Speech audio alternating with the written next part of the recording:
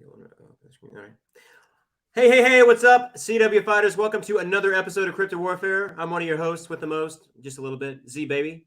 Hey, what's going on, guys? I'm Drewski. Guys, we have an awesome episode tonight with our good friend Brandon Kroll. Dude, this guy has a wealth of knowledge when it comes to biblical knowledge and with the conspiracies that are going on throughout the world, and also the symbolism that's out there that a lot of people don't talk about, don't know about, or just take it kind of taboo. Yeah, but other than that, like I just told him earlier, the truth will set you free, but first it'll piss you off. And you know what? He's doing a mighty fine job at speaking the truth. But hey, that's what we're here to do, right? Yep. So, hey, Brandon, man, I appreciate you coming on. Yeah. I'm going to do a little short bio on you real quick. I know you sent me an email. So, first of all, this guy's a huge advocate for Dr. Michael Heiser. May he rest in peace on that one for sure. He's big time with that. Structural insight. Brandon has become a bit of an orthodox researcher who is willing to view any topic we've been taught as a society with a fresh set of eyes, and that's exactly what we need nowadays, because a lot of things are just covered up and people don't like to dive into the nitty gritty of things, and they just take it as it is. So as far as that, like you said, during 2020, Brandon grew tired of the spiritual shallowness within the churches with how they were handling the pandemic. Dude, I agree 100% because that, to me, when the pandemic was going on, that showed who was ride or die when it comes to Christ, hands down, dude. Anyways, like I said, it irked Brandon to see Christians promoting the world's fear of death when we serve a God whose son conquered death itself. And I agree 100% of that, man. I call that, as the news puts it out, I call that fear porn. You know what I'm saying? 100%. And other than that, this led Brandon on changing his social media platform to Chronology 101, and also now focus on revealing the true history of the world events, exploring scriptural and supernatural, and exposing the secret religion that rules the world, that worships Satan and Nimrod's Dynasty and the Holy Trinity of Babel. So I'm excited to get into this. And you know, guys, in Zook's words, this is going to be a juicy show. Juicy for sure. Juicy. I'm about making a sound effect. Just like Thanksgiving turkey. Anyways. Hey, Brandon, dude. Bro, the floor is yours. Let's get into it, man. Okay, so how do we want to do this? Like, talk first, ask questions? Like, how do we hit me with what you want? You paved the way, brother. Yeah, you paved the way, man. You can actually just start going on what intel that you've gathered on what we were talking about when it comes to Nephilim and the whole Mark of the Beast, how they tie in together. Okay, so first I'm going to go off of what you mentioned with Heiser. Yeah. That there's one thing, like I tell everybody, I said, if you want to use a comparison, Heiser was my Socrates and I his Plato. Not necessarily in the philosophical sense, but in the spiritual sense, he really, because there was a guy, and how it all got started was he was asking the question to me on a walk, saying, you can't tell me that man put gold on top of a pyramid without some sort of outside intervention, blah, blah, blah. And I was like, you know what? That's actually a really excellent point, because yes, I can understand all the other, images that we get of they're pulling the bricks up one by one, but how would you get gold all the way up there? That's like a feat unheard of. So it made me start to like, okay, maybe there's something we are missing here. Not aliens, but what could be a possible explanation? And the first book I stumbled across with Heiser was Reversing Mount Hermon, and that one just let the whole Bro, that's such a good book, man. Yeah, that's on the wish list. Yeah, you need to jump in the boat and read it. I'll let you borrow mine. Yeah, thanks. I recommend that one immensely. Unseen Realm, especially. But then, like when it comes to New Testament Church, I recommend a lot of Viola's work, because that's what we're supposed to be doing. Because now I understand we wrestle not against flesh and blood, but against the principalities and stuff in the air. So the other thing that tackled onto this was reading Genesis 6:4. And I know you already, had Gary Wayne and stuff like that with the Genesis 6 conspiracy and whatnot. But for me, the phrase that stood out is, the sons of God came down and had affairs with the daughters of men. And I was like, sons of God. Interesting, because I saw that term recently, just prior to that. God, you know how he works with when you're doing Bible devotions or just reading. But Yes. I was reading, I think it was in 1 John, somewhere over there. It says, behold what manner the love of the Father, that we should be called the sons of God. Yeah. Now people are like, oh, that has nothing to do. It doesn't. I'm like, well, hold up now. Now, here's the thing. You have a former council in heaven. This is what I tell everybody. They're not gods as in creator God. There's only one top dude. Yeah. But he Big has a deal. council. He has family. And if you violated that and you wanted to create your own little generation of offspring and whatnot, well, you're out. You don't get any entitlement up here. You already had the best of the best. I mean, who knows? Maybe there could have been a negotiation saying we want brides ourselves because we see how well you did. We don't know. Doesn't really matter. But here's where I started thinking. Is there possible that they're jealous of us in a sense? Why? Because was it Psalm 82, the big one that says where we sit in trial over them? Yes. I'm like, well, wait a minute. What if that's what it is that at the end of the day, they're jealous of us because what are we doing? We're taking their former place in heaven on the council as Christians because we're set apart. And that really, like, and now I'm like, okay, so now we have Old Testament, we have New Testament, and I'm like, okay, so it's children versus children. You have the spirits of the Nephilim, because everybody automatically assumes fallen angel, that's demon. No. Because I love what Hiram was bringing out. That's fallen spirit. Yes. So when people start, do you know the root word for religion? Enlighten me. So we have Reli, R-E-L-I, or rely. And then you have Jian, or Jinn. That's dark spirits if you go to the Middle Eastern philosophy, stuff like that. And you know how they mess around with the language, but still at the end of the day, same thing. So at the end of the day, when you say religions, you get rely on dark spirits. Oops. That's deep. I'm going to write this down. Keep going. I know. That's good stuff. That was my notepad. So, Yeah. that's why, like, okay, here's another one. Denominationalists. Pause. Demon, I, nation. Jeez, oh man. Oh, dang. Oh, as I keep on going. Okay, so Keep going, man. This floor is yours. Keep going. seminaries, Semiramis. That's in Nimrod's wife. Chingo, man. If you go by the Hellenistic translation, I'm like, wait a minute, seminaries, Semiramis. Catholic Church, they happen to worship the Queen of the Heavens. That's a fact. Yes, they just Astaroth, Constantine just flipped it. Yep. Ishtar, Astarte. You keep going. All of them. Isis, Queen of the Heavens, Queen of the Heavens, Queen of the Heavens. So now the Catholic Church, I think it was in the 1950s, in the month of October, 1950, maybe 52, 54. It's one of those. I know it's an even number.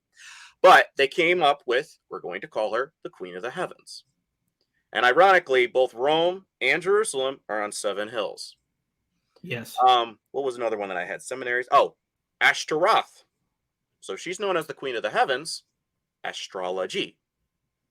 And I think it's in Jeremiah where he says, do not be like the pagans and worship the stars or the whole 7 sacred sciences. Yes. And that comes right after in the same 5 verses as it's going down, talking about the Christmas tree. Yes. Yeah. Then I had a buddy. Oh yeah.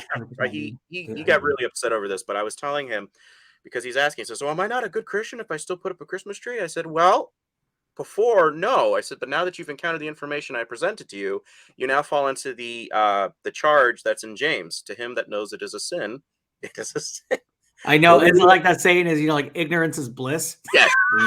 Knowledge is power, ignorance is bliss. Just ignorant. Yeah. Can you answer me this?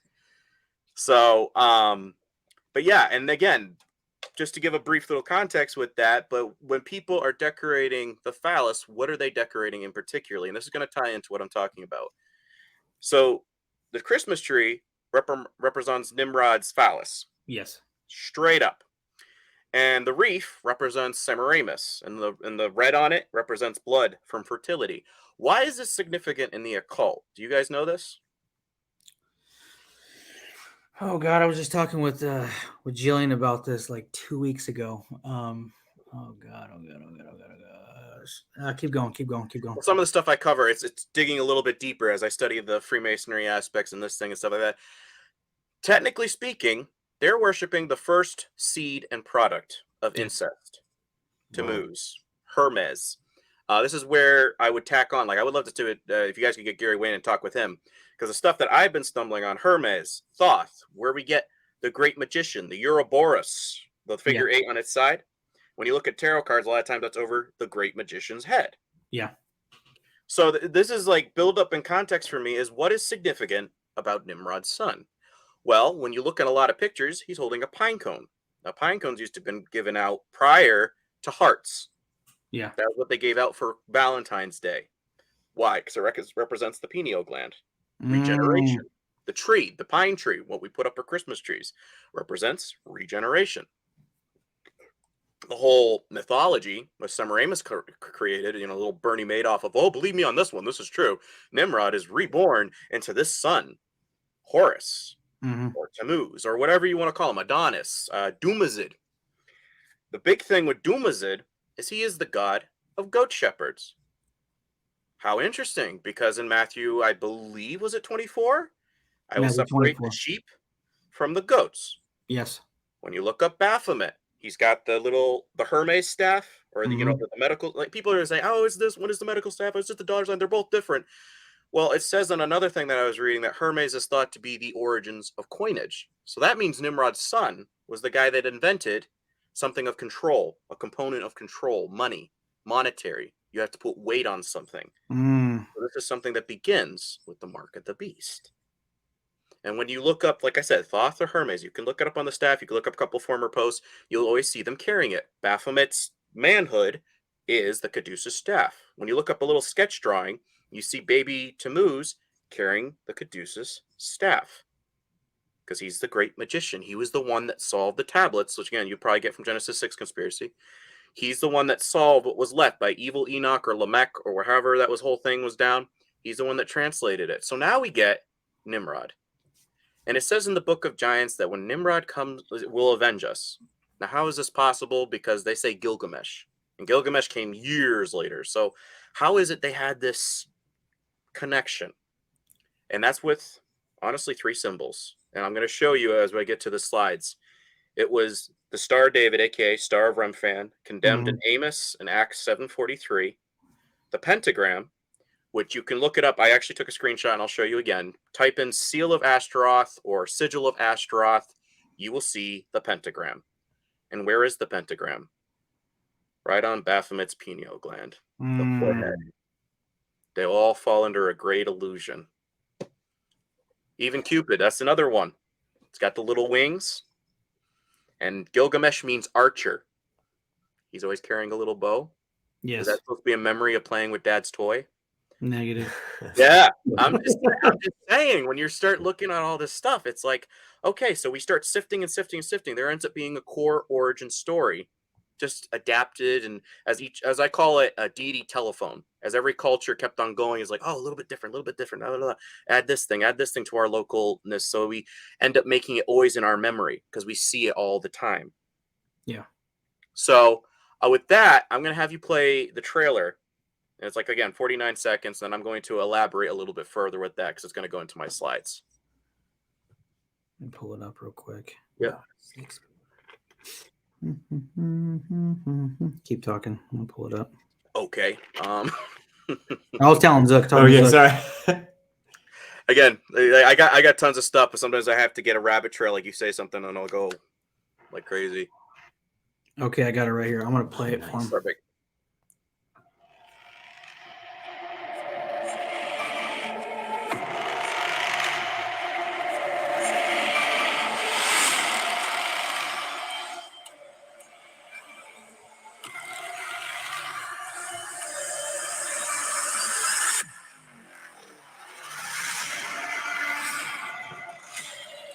There's no words. You're just watching the symbols.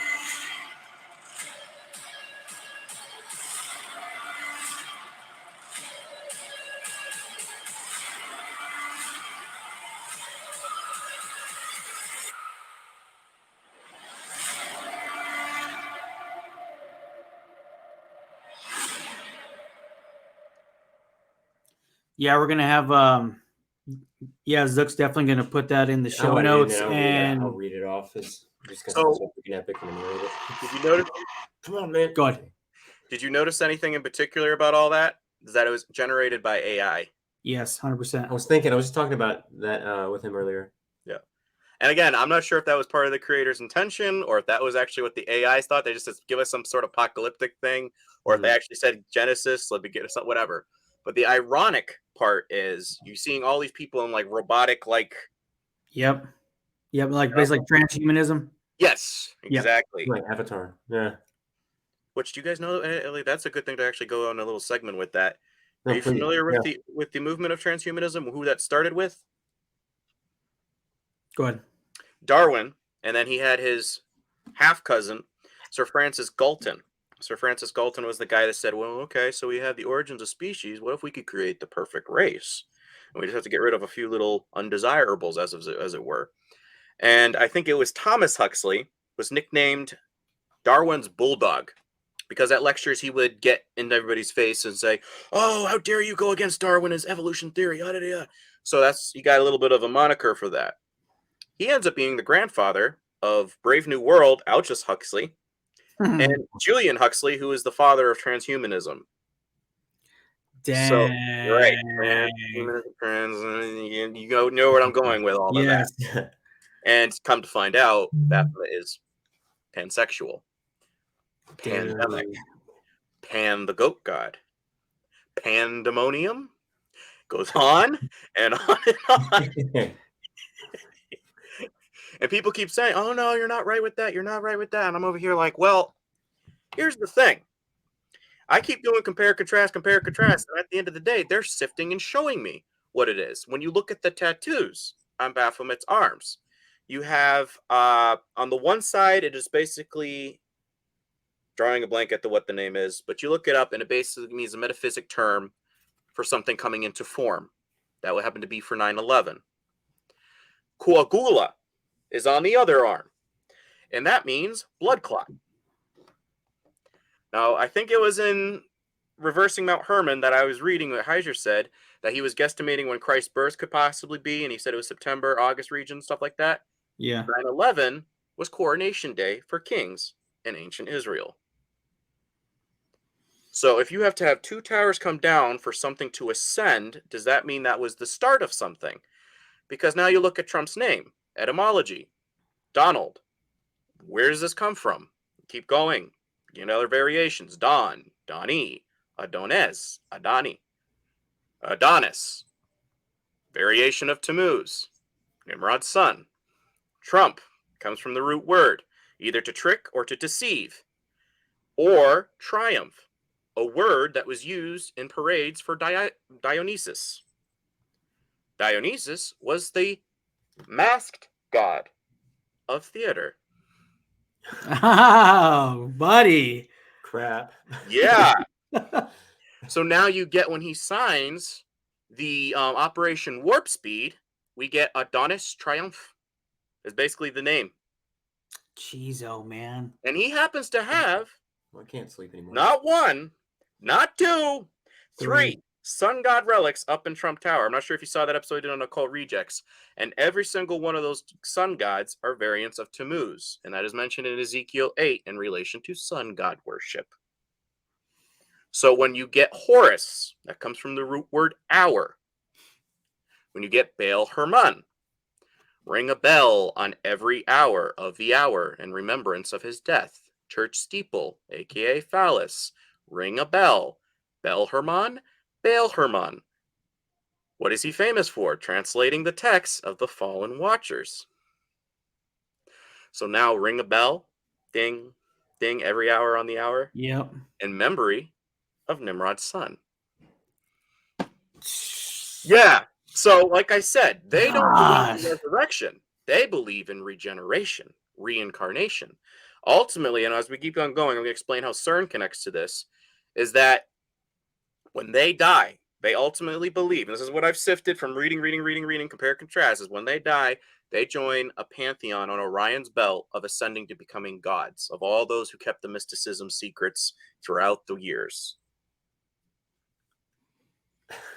I know so when you get a star on the Walk of Hollywood, where do the stars come from? They come from the Druids. Where do the Druids come from? Well, you keep on going further down, we go to ancient Egypt. Why was the first trick that God let Moses do was a snake staff? Hermes, Thoth, great magicians. This is kind of our thing, guy. We know our medicine. What are you doing? And this thing eats their staffs? That scares the crap out of them, because that's like, wait a minute. You're not supposed to be able to be capable of beating Tammuz and Thoth. He was the guy that knew all this mysticism stuff. How your guy can do this too? So then again, like I told everybody, when you start migrating into Europe, because they weren't getting as popular anymore once Christianity was hitting. So where'd they go? They went to the northern tribes. They became the Druids. Finally get to Ireland. And what is St. Patrick noted for? Everybody gets drunk, so they don't really remember, but casting the snakes out of Ireland. The Druids. And I'm like, guys, this is, again, when you tap into stuff with Gary Wayne and whatnot, you get the Brotherhood of the Snake, the Dragon. This is all their thing. They had to go underground because all of a sudden, this guy, by coming back to life, he basically proved reincarnation isn't true. Exactly. He basically proved that, you can't regenerate, because we don't see Tammuz now. He's a statue. He's not moving. He's not, like, we don't have any physical proof. Christ is the only guy, physical proof. And when he was resurrected, was it like 5,000 people came back with him? Yep. So you're getting 5,000 people. Let's say they each tell 3 people, but again, you're seeing a dead guy come back to life, so you're probably going to draw a crowd. Yeah. Reading this message that they saw him on the other side. I saw him in the flesh, as it were. Yeah. And you got the other side going, wait a minute. No, you're not supposed to be leaving. What the are you serious? Seriously. Yep. The whole point of getting rid of you, because we didn't understand what you were down here for, was to eliminate you. And now you're going back. You can do that? I thought there was like a set rule. No. And that's, again, when you go into the Kabbalah tree. I'm not sure if you saw that post that I did with I think, it was breaking down the symbolism of the cross. And that's what Jillian was talking about. We're talking about. Yes, keep going. Yes. But that's where I love the line by Aslan in the Chronicles of Narnia. It's one of the most powerful lines I ever hear. I get chills just hearing it. 6 seconds. And it says, "Don't recite the dark magic to me, witch. I was there when it was written." So coming back to life on an altar that was designed by Tammuz, most likely, as a symbol of ultimate death, he comes back. He breaks it. It's supposed to be a curse to die on a tree, and he breaks that? No. And now your followers get to believe in this whole resurrection thing. Are you crazy? Yep. But we had everybody bamboozled. We had it. We had multiple religions all confused. We had no. And then he just suddenly throws a wild card at them, and this is what we get today. Yeah, a matter of fact, I'm actually looking at your post right now, man. Yeah. Yeah. I'm showing them right now. Check that out, dude. Oh, you can see it on the screen? Yep. Yeah, keep going. I'm posting that. Yeah, it's good to include inscriptions, because sometimes I see people share photos. I'm like, that context-wise is not going to make a lot of sense unless you make sure the inscription is there, because I'm dumbing it down in the most basic, simple terms I can so that people can kind of get a grasp on it. Mm-hmm. So that when they're reading other books like Gary Wayne that go deep dive, they're over here like, oh, okay, I see. I get it now. Yeah. Yeah. I'm trying to be basically the dummy's guide for understanding the bigger picture, because these guys are very good, but there's some parts where it's like, this is like really hard to understand. I'm trying to make that simplified. You know? Yeah. Right. I'm the gear shift to try to fix that. So I'm going to try to share my screen now if I can. I don't want to mess this up.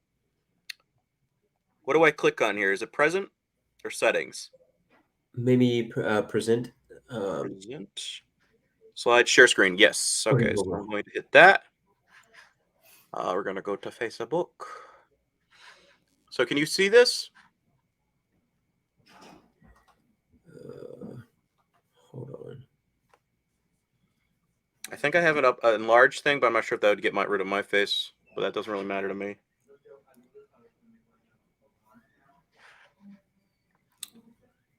Not yet. Zook's trying to work out something real quick. Okay.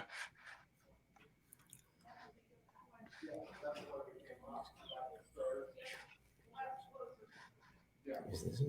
Oh. No, you can't do that.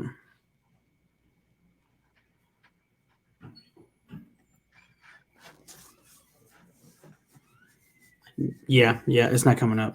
Not? Okay. That's a bummer.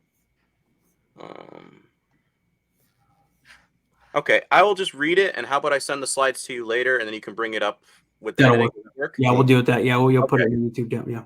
Okay, so slide number 1, you get it? It's on, if you guys want to look it up on your phone so you can kind of follow along somewhat with what I'm going with. I tried to screenshot the website so that other people can as well look up the stuff that we're talking about. Yeah.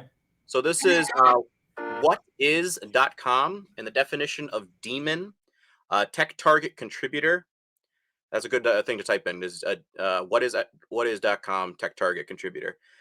And you'll get a demon, also known as Daemon, which has a somewhat similar meaning, is a program or process, part of a larger program or process that is dormant until a certain condition occurs and then is initiated due its processing. Eric Raymond cites artificial intelligence application as an example. An AI might include a number of demons, one or more of which might become active when a new piece of knowledge was acquired by the AI program. If the new knowledge affected a particular demon's own sphere of knowledge, it would spring into action and create new pieces of knowledge based on its particular inference of rules. Each of the new pieces of knowledge might in turn activate additional daemons that might continue to filter through and refine the entire AA knowledge base. Now, as we were already discussing, is AI is demon or daemon, which would explain the censorship. Because why? Because we're now living in, quote unquote, the age of information. We are now in a spiritual warfare, and I can totally attest to that on my Instagram. They're deleting comments like crazy because it just is a slither of trivia, or I'll say look something up or DM me and we delete it. Because I am one of those guys that's like, if you DM me, I will make sure you get this information, because I want people to start becoming informed so that they can start explaining it to a husband or a spouse or their kids, somebody at church. I would really love it, mainly if the people were using some of my slides as conversation prompters. And I've heard some people have. Yeah. And it's starting to activate a change. And the reason I ultimately have ministry in this sense is I want people to start defining and seeing Christians again. Yeah. But they're not getting confused with Zionist Christians. Anybody who has an adjective in their Christian thing, I don't think you need that. Adjective Christianity is not the point. You're just supposed to emulate that. You are. So the best way to describe this, you guys watched the Mummy movie with Brendan Fraser? Yes. Classic. And you remember the scene where they go down into the tunnel and they're trying to get light going on and they're trying to figure this all out, and they see the mirror in the corner? So they end up flipping the mirror so that the sun comes down and illuminates the entire cavern. That is us in spiritual warfare. We are the lights in the darkness. We are the mirrors pointing up to Christ. So if you need an adjective, or you're that adamant about your denomination, religious sect, Sadducees, the Pharisees, the bumblebees, or or Lutherans, the Catholics, people are so confused, and that's another reason for cynicism. It's like, you got 52,000 denominations. How do I know which one's the right one? It's like, well, it's not the point. The point is that we're all supposed to be pointing immediately to the Holy Spirit to intercede. The biggest thing that a lot of people I don't think also are getting is that it's constantly Christ is saying, stay awake, stay vigilant. You're in a spiritual warfare. When you go through the whole thing of Matthew 24, he's talking about the sleeping bridesmaids. He's talking about the servant with no, he has the talents and didn't use any of them. Yep. Who are the sleeping bridesmaids? Well, let's go to the Garden of Gethsemane. And I wrote a post on this too, between the gardens. You have Eden equals paradise. Do you gentlemen know what Gethsemane means? Go ahead, just keep oil press. Yeah. Oil press. And what does he tell? 5 of the virgins the bridesmaids, they kept their oil going. So if we're going by Psalms, thy word is a lamp, oil unto my feet, light unto my path. So if you're in an oil press and you're telling your disciples, stay vigilant, stay sober, oil press, you're now pressing the oil. You're now, this is it. This is it, guys. This is one of the biggest things of the whole spiritual warfare that's about to take place here, is me being betrayed. And they're falling asleep. What do we get now? We're getting people that are so focused on rapture, politics. This politician's going to save us. That one's going to They're save us. falling asleep on what needs to happen. Yes. Falling asleep on priority. Mm-hmm. So you're end up becoming the sleeping bridesmaids. Or the other ones that are, I see them. They're viewing my stories and they're going, oh, okay, that's kind of interesting. It's like, yeah. If you watch one thing that I recommended, like an hour documentary, it will totally transform your life. But people are over here thinking, well, I got the rapture theology, a prepaid void the tribulation voucher, so I don't need to really worry about all that. It's not my fault the sinner didn't come to church. And I'm like, no. And again, that's why two light verses is Luke 22:32, as when you are ready to turn around and strengthen the brethren, to paraphrase what he said to Peter after he was having the whole discussion to him, as like, God revealed this to you, who I am and all that. Yep. Because we don't strengthen the brethren a lot of time, and especially in this spiritual warfare, we should. And then Ephesians 5:11, expose people to what's the darkness. Yes. We don't understand our enemy. We're in spiritual warfare. What Sun Tzu said, rule number 1, know your enemy, know yourself.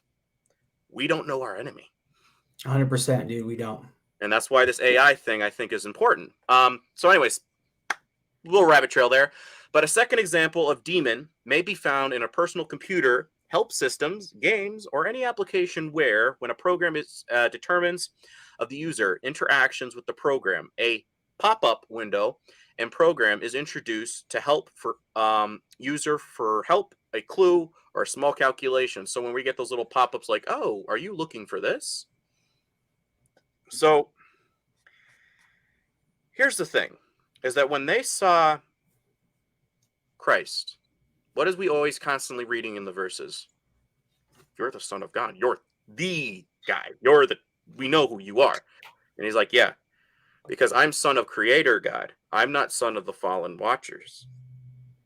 So if you're getting, again, fallen giants, it says in Enoch, and I tend to think this is true because it makes a lot of sense now with the Euphrates River. Yes. He says when the giants are slain, they're going to forever roam the earth until the time of judgment. They can't go up into heaven because they're fallen offspring. They're abominations, not my Creator God. And you can't go down to visit your parents in Tartarus, so you're stuck here. So why do they want to possess man? Because it's your fault. It wasn't for you, we wouldn't have had the flood. We wouldn't have had this problem that you guys created. And what do we get the difference, compare, contrast? They came down and possibly had an affair with Cain's daughters or something like that. They had an orgy on top of Mount Hermon. That's the basic story that we get. They came down, violated. It was violent, rough. What does Christ do? Sends an angel saying, hey, Mary, would you be okay with this? It's consensual. He's asking. It's allowed. Beautiful compare contrast when Christ says, oh, it's like, no, he's always making sure that the servant is willing to carry the burden for him to carry out his work. Whereas the other guys, they just said, do you want this? Do you want to be like a God? Do you want to be like me? Huh? Take it. That's always the constant thing. They just take it. Yes. And again, that's what's going to connect to the mark of the beast aspect here. There is a verse. So you've seen the mountains, and I'm sure, especially with guys like your channel, like yours, you've seen those pictures of the mountains that kind of look like a giant. Yes. So this is where I started differing a little bit on Hiram, because he says, no, I don't think the giants will come back. And I was like, hold on. So in Isaiah, chapter 26:14, it says that they die, live not, and giants rise not again. Therefore thou hast visited and hast all broken them, and thou hast lost all the mind of them. They who die live not, and the dead shall not rise again. Fast forward to the New Testament. This was something that stumbled on me, is when he's saying, if I did not praise him, the rocks would cry out in praise. Is he talking about the giants, the mountains? Dude. Wow. After all this violating and doing all this stuff, like they see the flood happening, and you think they're not having second thoughts as man is walking over them with their feet saying, I literally would praise him at this point. You guys don't realize how good you got it. It's 100%, man. They're like, regret. Yeah. Yes. And in Norse mythology, it says they want to come back and have avenge on mankind for what they did to them. And again, like I said, there's a core origin of mythology. Why would you want revenge?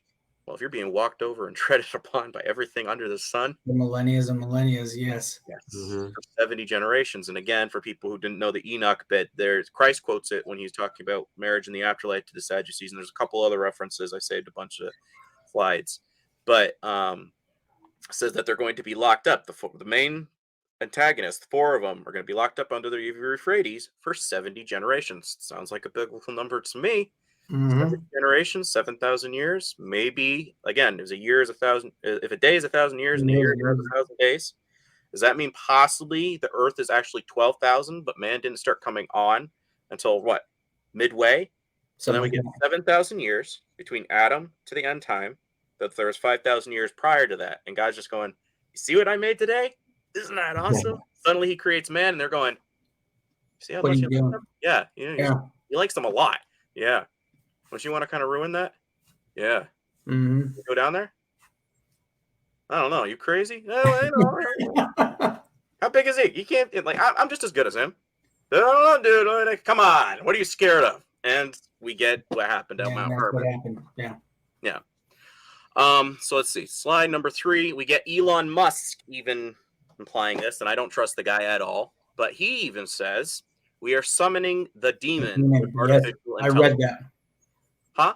Yeah, I read that when he stated that. Yeah. So this is a guy who claims to be against all of that, but every time I type a comment about his brother Kimball being part of the World Economic Forum, they delete that and they get very upset. So I'm like, okay, Zuckerberg's covering for Musk and everybody vice versa. Well, not only that, too, like with on a little side note with Elon Musk, when he was, I forgot what it was. I think it was a party he went to.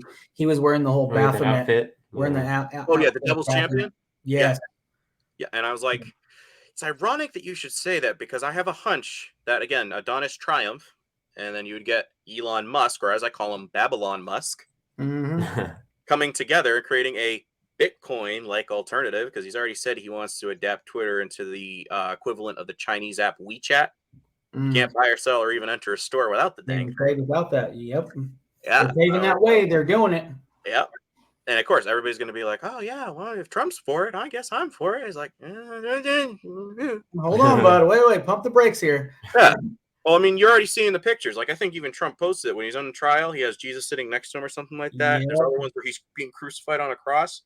It's like, if the Antichrist does get assassinated, I would venture to guesstimate 2025, after election, something's going on. I would guess it would be Switzerland because this is the main hub of Cern, and I'm going to explain why that's significant in a second.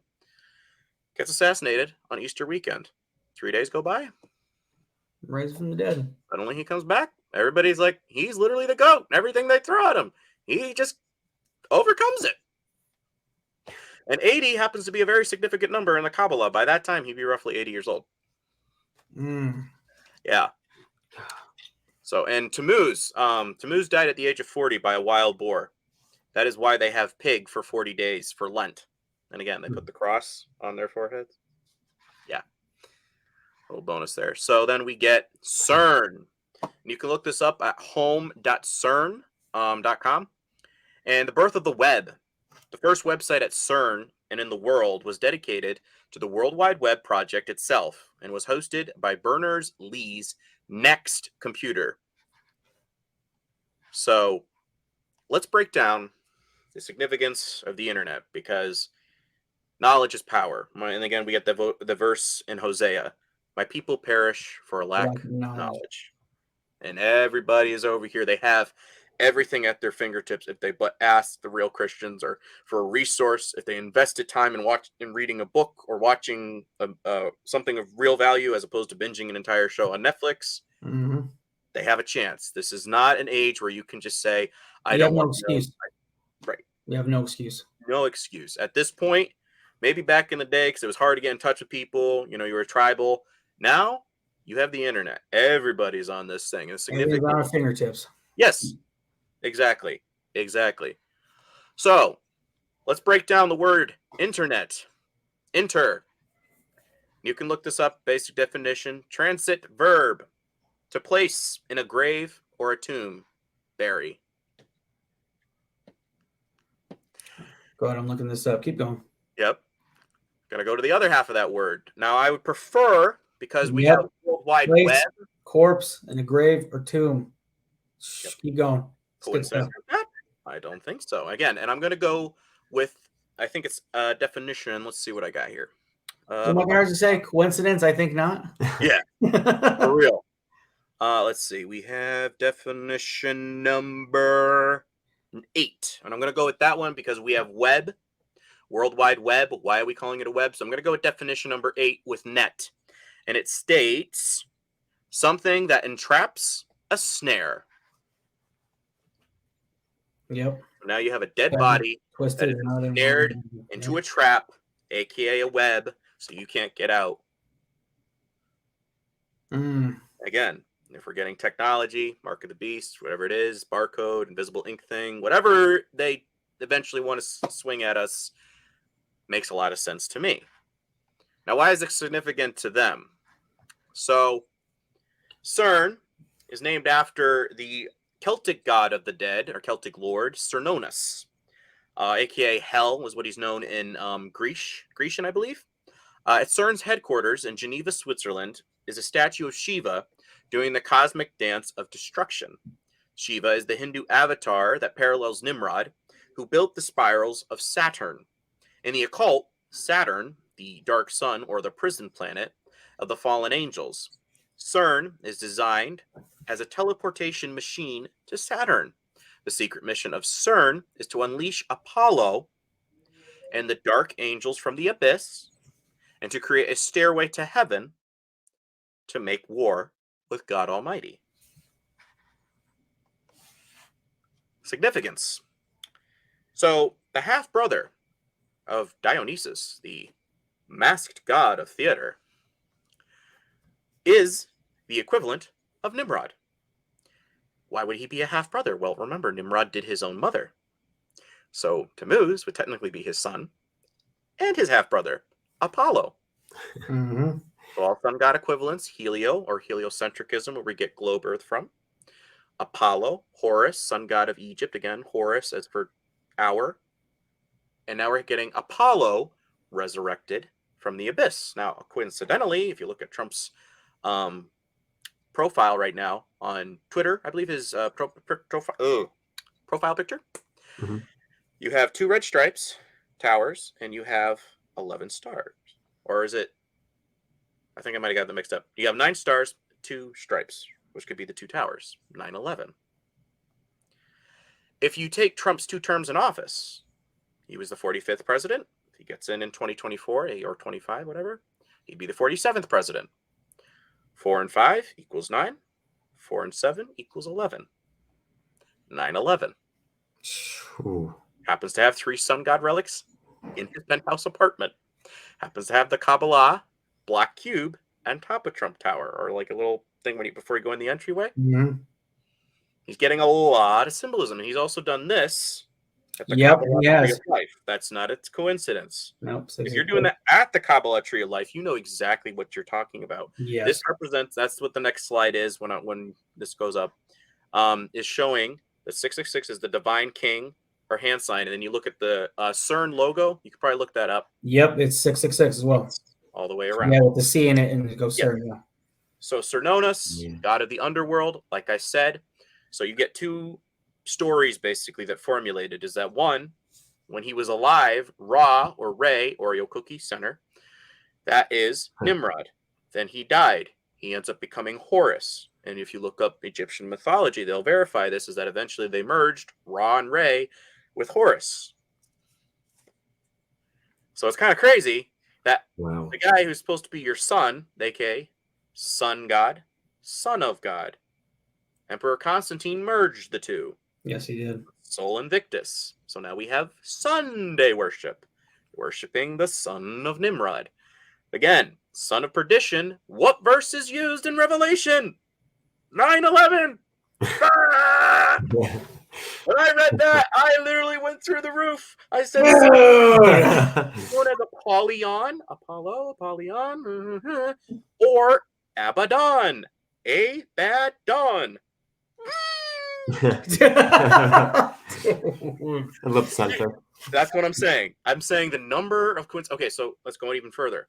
MAGA. You guys familiar with this one? Yeah, go ahead. You might have gotten it from my page. I'm not sure. I did. I did. Yes. So MAGA in Sanskrit means High Priest of the Sun. MAGA, highest church, Church of Satan website, highest priest position. MAGA, most Latin-based countries, you will find it is mage or great illusionist. MAGA, Ethiopia, equals to fool, easily dupe. And then you get January 6th, first day of a new year for Orthodox Christianity. January 6th, Catholic Christmas tradition. 1, he was baptized by John the Baptist on that day. 2, he was visited by the Magi on January 6th. Root word for Magi? MAGA. Oh! Again, another red flag where I'm just like, guys, the number of coincidences. At a certain point, I'm like, okay, he's affiliated like heck with 9/11. He's affiliated with the names, both first and last name.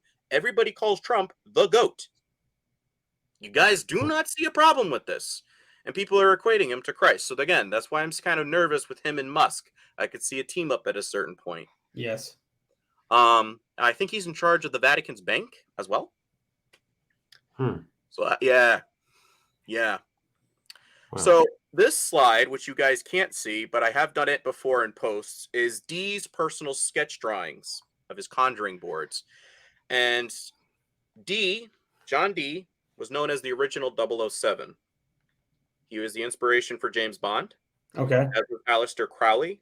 And if you look up, I can't remember the guy's exact name, but I remember his code name was the man called Intrepid. You look up him, those were the 3 individuals that inspired James Bond. If you look at this particular symbol, you have the Star of David on the outside. You have the pentagram on the inside. And in the very center, might not be, but it looks awfully like one, you have an eye or a circle. In between the Star of David, you have the names of angels written in between all of it. And you have crosses all over it.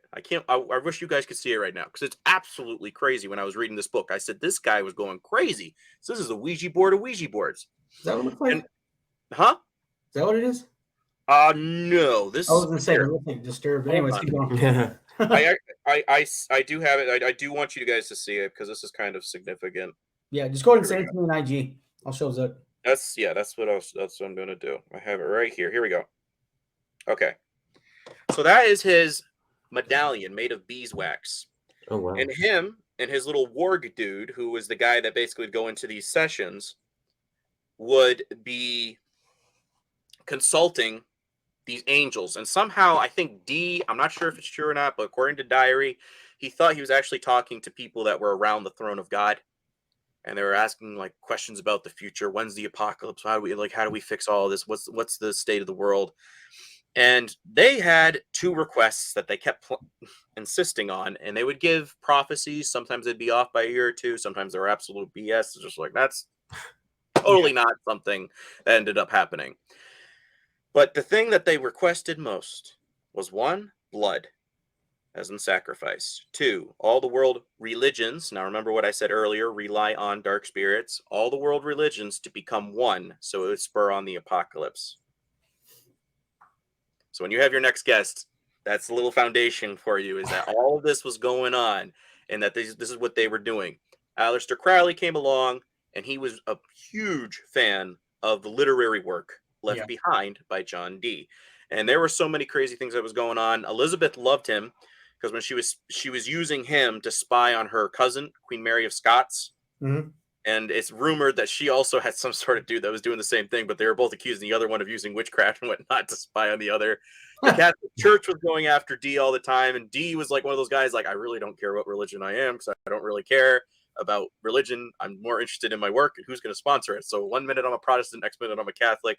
Catholics were going after him, and he was going like, okay, I'm a Catholic. It's like, all right, you're a bad boy. Give us your stuff. Oh, my word. So... They were big into it too, but they just didn't like that somebody had all this knowledge, and he was going broke getting a giant library of occultism and all this stuff from Druids, stuff in Europe, and he was just compiling it all so he could have these warging sessions with Edward Kelly. Yeah.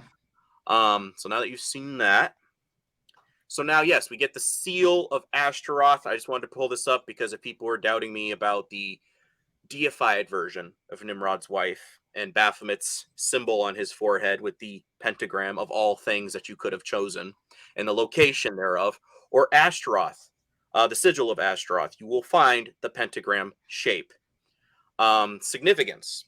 So I'm going to give a little brief history lesson condensed here. So when people are saying that the Knights Templar no longer exists, that's a lie. They were allegedly taken out like 13-something, 14-something, and by King Philip pressuring the Pope saying that these guys are heresy, they are spitting on crosses, they're doing all this stuff. Why were they doing this? Okay. When they went over during the Crusades, they ended up stumbling upon King Solomon's ring. King Solomon's ring happens to have the sigil of the Star of David, or the Star of Remphan. Somehow, I don't know how this part I don't know, but somehow they were figuring out we have now power to control the demonic forces with this ring.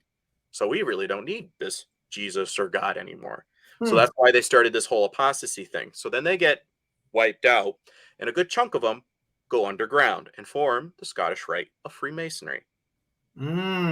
Yes. And that's why you'll see, I think it's President McKinley, he became a Knights Templar. Jonathan Rumi from The Chosen, he's a Knights Templar. Alan West from Texas, he's a Knights Templar. And I'm like, okay, so Freemasonry is not affiliated with the Knights Templar. How come you guys have a position and status where you guys get literally dressed up like them? Not a good look. Let's see. Yes. So that also connects to Hiram Abiff. I'm just going to read here's a paragraph here, which I've read before. But when you understand the god of the underworld is Nimrod or Osiris, here's some other ones for you. Variations of Osiris, Siri, Iris, Isis, the wife. So you can get a crossroads one there. IRS. If you look at the IRS symbol, it is the exact pyramid. And you go over to Israel, it has the pyramid with the Masonic compass on it. Very weird. Man. And they have the initiation oath of the Oath of Nimrod when you get in. So for Christian, again, I understand most of the ones in the lower levels, they're kind of clueless, but I'm just saying, like, maybe they changed the name, but it's kind of crazy when one of the first initiating oaths is the Oath of Nimrod. Why are you a Mason? Because you're building back a tower. Yep. So in the Egyptian, when Osiris is found, the phallus is lost. In the Masonic, when Hiram is found, the word is lost. Isis furnishes a substitute for the phallus. The master furnishes a substitute word. Isis raises the prostrate form of him who was slain. She takes him from his essence. She conceives and brings forth a son. In the Masonic rite, when the master raises the prostrate form of him who was slain, whispers in his ear the mystic word, and a son, a Mason, is born into the lodge. In the Egyptian rite, Osiris lived again in his son Horus, Nimrod, reincarnation, the Masonic, the slain. Hiram lives again in the newly made Master Mason, who is frequently termed the widow's son. So Hiram is Hiram Abiff, and in Freemasonry, this is public knowledge. You can literally Google it. Hiram Abiff, Abiff, and he was supposedly the builder of King Solomon's temple. But as we read in the Bible, Solomon had 400 wives, and he went to worship Astaroth. So the fact that this guy is one of the smartest men in the world is starting to fall after demonic forces, and this alleged story about somebody building a temple, and then we get the third temple in Revelation. It's like, so you're like, you're seeing a little bit of a pattern. It's just like, wait a minute. No. So yeah. So we get the resurrection ceremony, basically, is what they have, or regeneration. So we have Christ, then we have ours. So they believe in regeneration, reincarnation. I can become a god. I'm not sure if you saw the Netflix movie Don't Look Up. Yep. But they end up taking a little ship and going off somewhere, and then they think, oh, look, we're going to be like these crazy people that, live up forever because we got away from the apocalypse. Yep. That's kind of what they ultimately believe. The Church of Scientology, with what's his face, the Hubbard, yes, Hubbard, said they literally created the institution to bring about the Antichrist. Right there. And somebody was telling me, oh, you're just against it because of this internet. I'm like, no, that's like, no, they specifically say it. Yeah, I'm like, why would I sponsor that when I'm the opposite of that, whatever all that means. So anyways, so then I have here Genesis 4:15. the mark of Cain, and I think this is a post that you saw originally. And then you have the mark of the beast, Revelation 13, 16 through 17, where it's talking about the mark is going to be either in the right hand or on the forehead. Mm-hmm. Now, let's tie this all together going back to the beginning. What is the significance of this mark? How does this connect to the Nephilim? Well, say that certain people call us goyim, which means cattle. Yeah.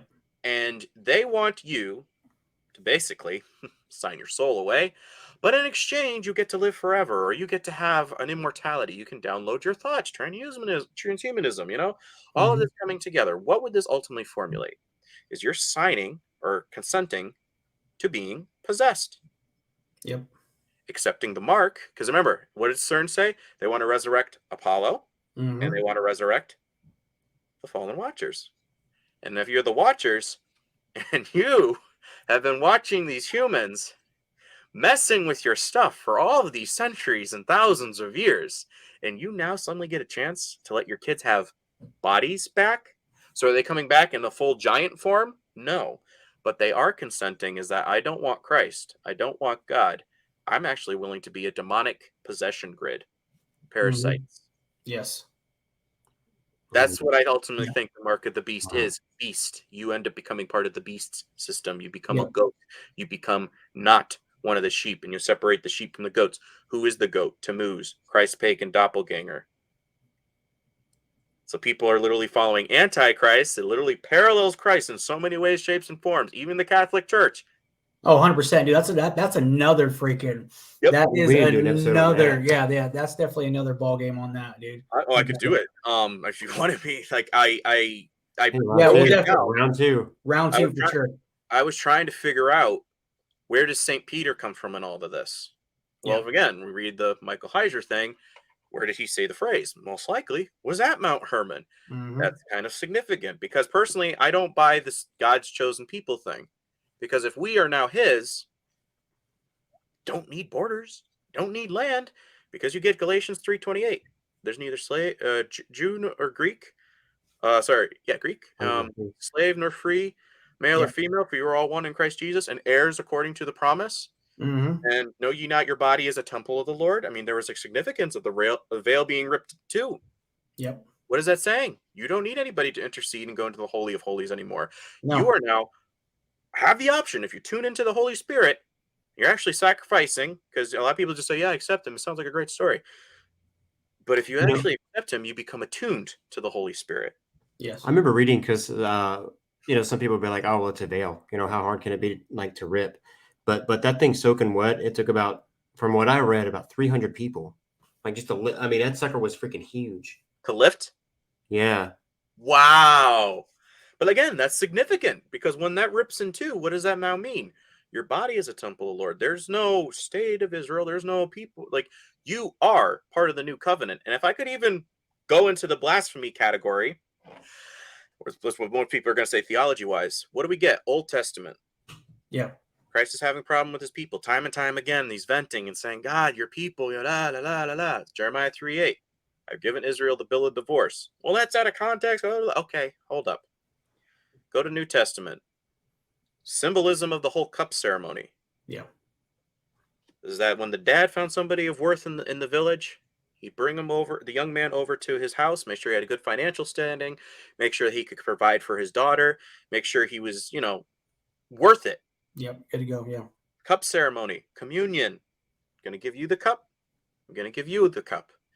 Man drinks of it. Cool. He accepts to what the terms are of the dowry or whatever. Then this is where the option, where she had the honorable option. So when they're saying Christianity is all, what do you call it? Patriarchy?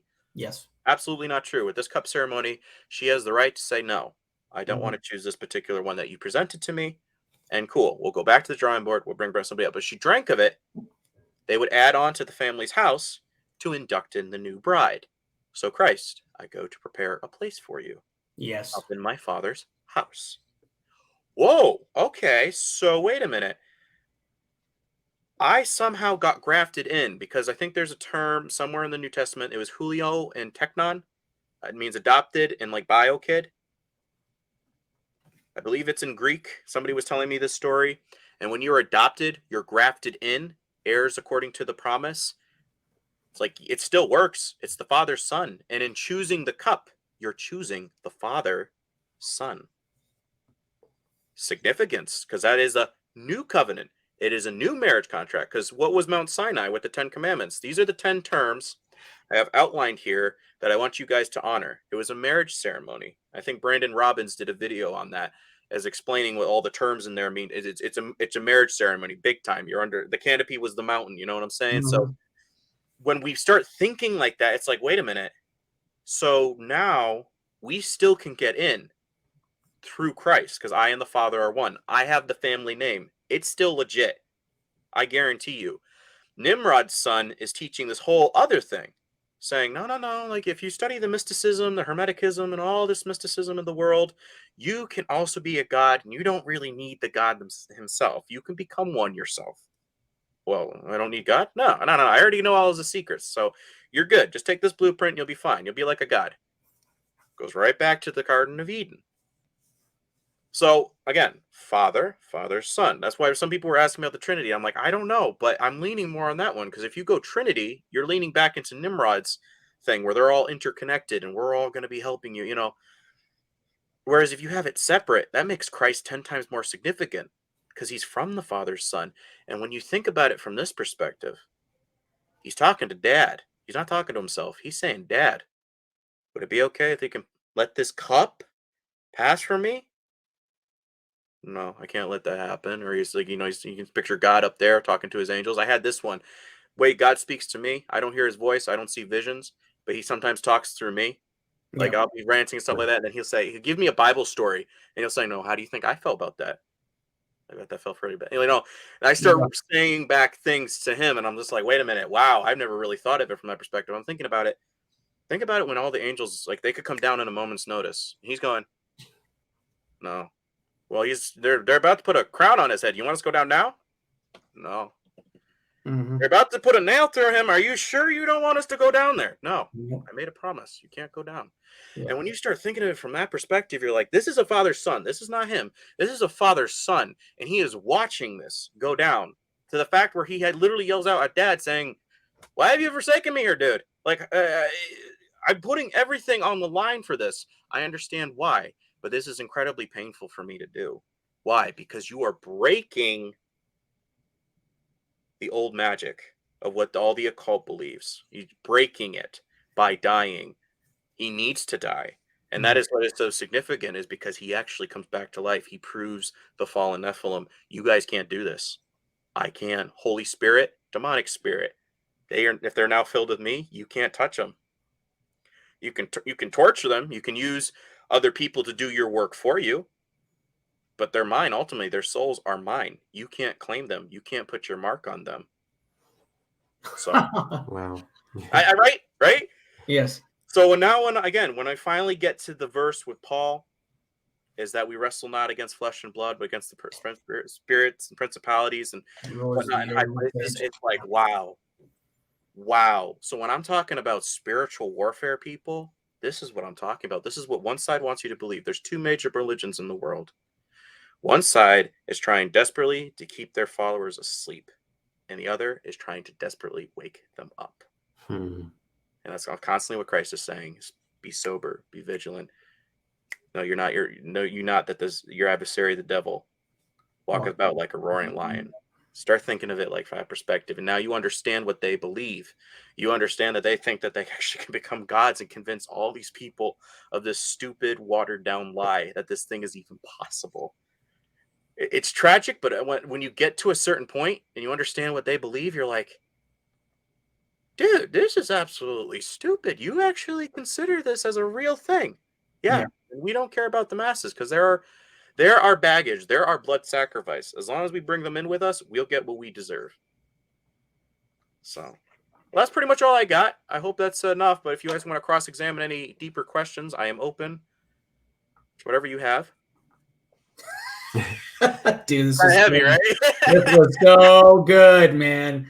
So good. I know. I'm so exhausted. Kind of like you, but I'm like, well, now I'm not going to sleep at all. My eyes are going to be like a beacon of light, like, oh, I'm just wide open, just staring, thinking. Like, It's deep.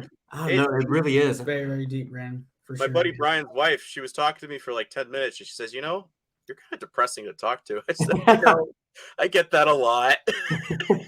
Man, that was excellent. So much excellent. wisdom. Dude, we're definitely having you back for round 2 for sure, and a 3. Oh, love it. Yeah, well, I mean, we want to have like eventually, and I would love you to be on it, like a round table, but it's going to be over specific topics, and I know more around this realm what we're covering, and we're all going to be Christian, and have our specific things, just kind of things we specialize in. So Right. This was awesome, like really awesome. Yeah, if you can, all the information you have in the notes and stuff, punch them over my way because I want to dig into this a lot more. Only 11 slides. I made it simple so it's easy to digest. I don't want to overwhelm people, but it's just enough so people can invest, look into it for yourself. Like I tell everybody, I could be 100% wrong, but they keep proving me right. Yeah, the top of the pyramid, the eye, Horus, the eye of Horus. Yep. The symbolism. Dollar sign, same thing. Dollar sign, exactly. Dollar. And if Hermes invented the dollar sign, and you have 13 levels, why is it on top of the pyramid? Because you're achieving. That's your pinnacle of your success, is bringing about the Antichrist. That's the point right your ideal Nimrod. So significant right there. Is just So you understand Freemasonry now. They worship Nimrod's son. The Catholic Church worships Nimrod's mother. And what is it? Nimrod. Oh, in Zionism, they worship Nimrod's son, especially. Yeah, dude. Oh, Dispatar. Sorry. One last thing. Dispatar and St. Peter. You look this up. Dispatar was the Latin sky god of the underworld. Dis means separate or set apart. Patar, whatever. St. Peter. Saint, set apart. Peter, rock. That's good stuff. So I was like, okay, so god of the underworld. So we're literally making St. Peter the god of the underworld with equating him to Mount Hermon, which is, again, in coordinates is 33. 33 levels of Freemasonry. It's the levels, esoteric levels that you know. Yep. Cheezo, man. Right. Buddy. This was good, man. This is definitely good stuff.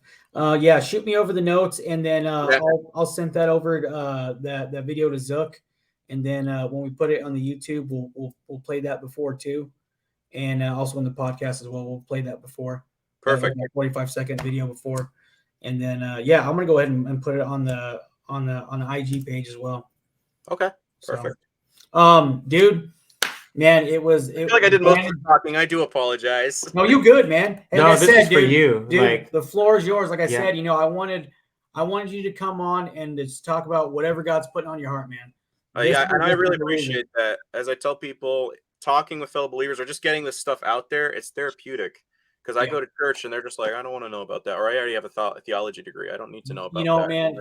Example, like me and Zuck are actually in the same boat when it comes to that. It's good to find that community, you know what I'm saying? Yeah. Because there's very few in that community. Because like you said, a lot of people either don't want to hear it, they have their heads in the sand, or they just don't want to change.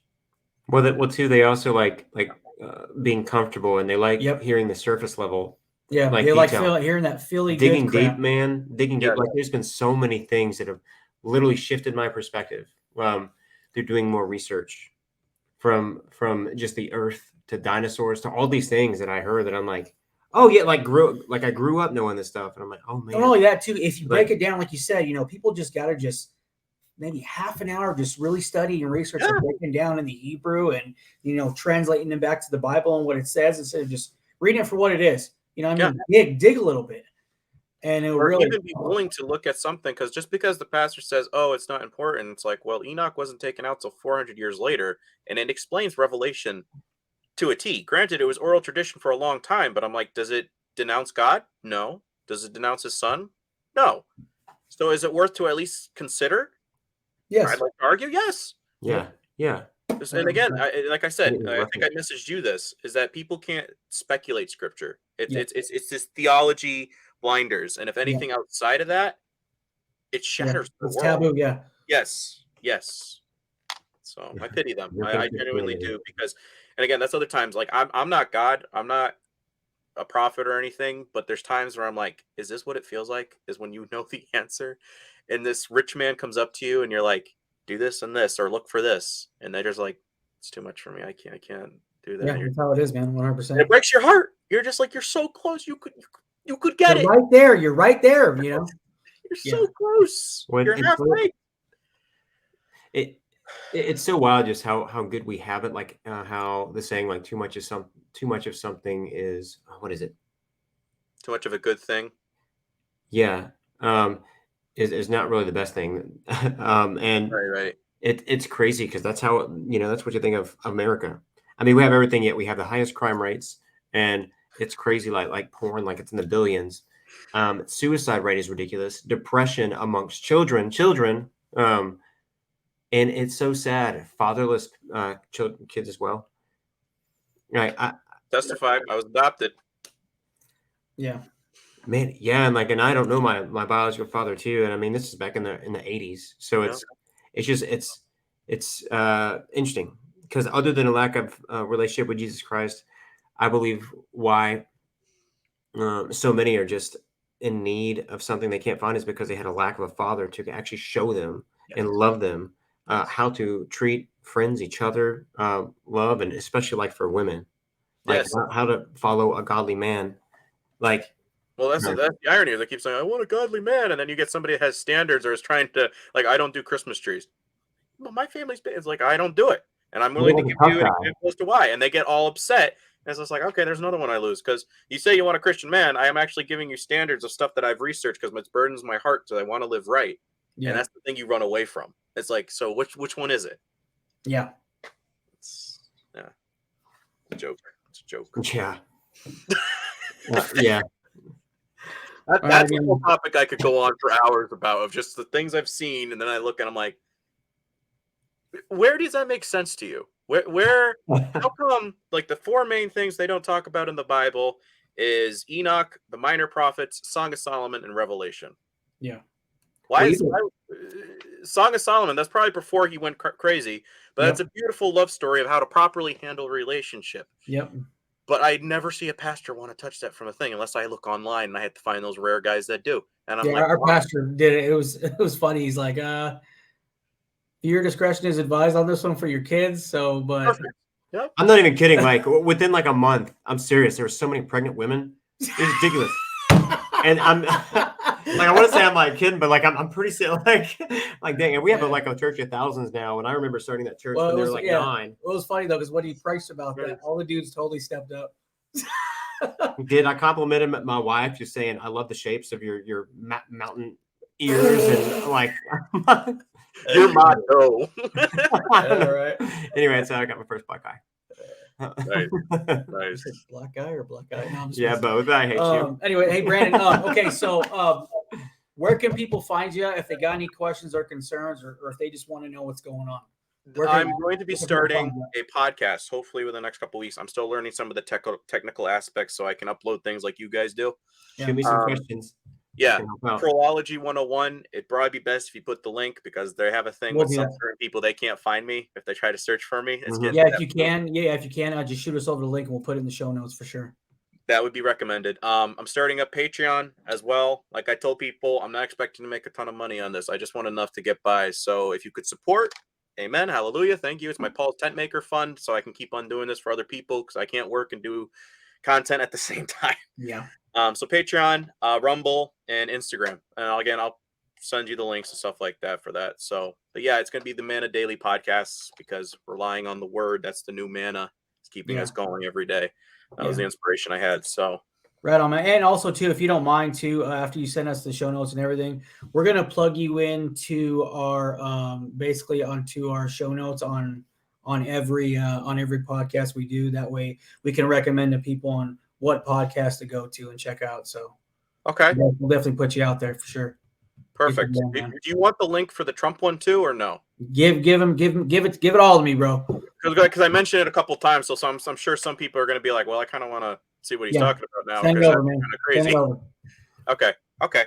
Well, thank you both, gentlemen. I absolutely am thrilled. Again, brothers, I love even that you prayed in the beginning. I was praying even before you got started. I was like, God, I'm really nervous. I want to make sure I word this right so people can understand. It's bro, you did a hell of a job, man. Yeah. You did a great job, man. Like I said, I appreciate you. Yeah, man, we'll definitely keep you in our prayers. You need anything, let us know, man. Okay. And yeah, it's definitely good to get another brother in Christ on here, man. Awesome. Yeah. Well, you guys have a good night. Thank you for having me on again. All right, bros. We'll chat later and we'll get you on for a round 2, bro. Sounds good. All right, bro. Be safe. All right. Bye. See you, Brandon. Later. I love you, Brandon. Dude. Oh, it's still recording. Oops.